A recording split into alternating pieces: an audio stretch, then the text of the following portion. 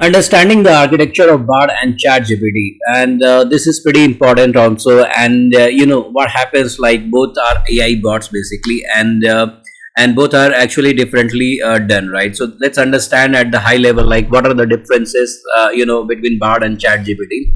Bard is basically generative AI developed by Google that uses machine learning and natural languages processing technique, that is also known as NLP technique, which which we already know that, right? So now it uses a deep neural network architecture and called transformer. So if you, let's say, from stats background or artificial intelligence background from computer science, so you can understand these things. Otherwise, don't worry about this.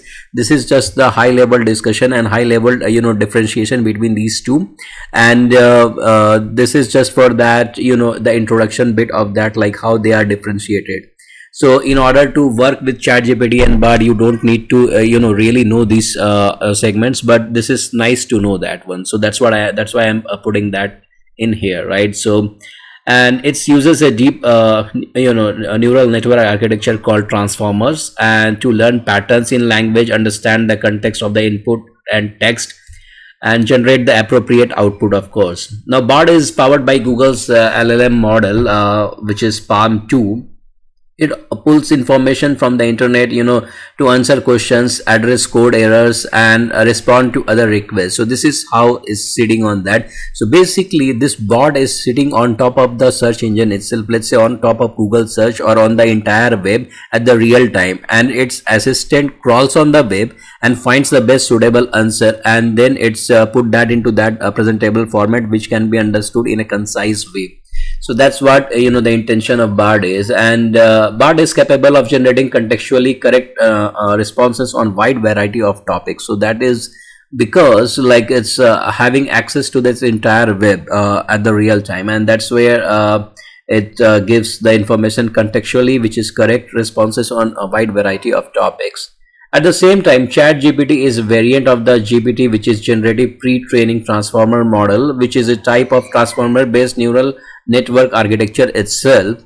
But the cutoff time for the data set with ChatGPT is year 21 itself, right? So this is where, like, pre-training transformer model comes into the picture. And the architecture of ChatGPT includes add encoder and decoder, which we have seen as well, like how this is, in the previous video itself, and similar to the additional transformer architecture itself. The encoder is conceived, composed of multiple layers of self-attention and feed forward neural networks, which are used to generate the output, which are used to process the and understand the input text.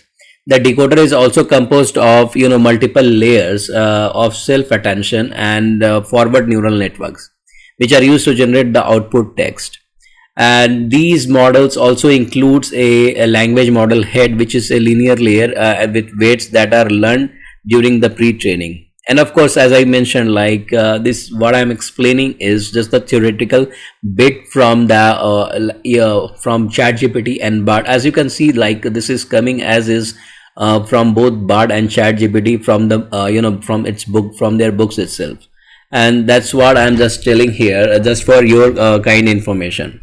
So this is used to predict the next token in the sequence given in the previous token. So this is how the tokenization is happening, and it's predicting that what is going to be like.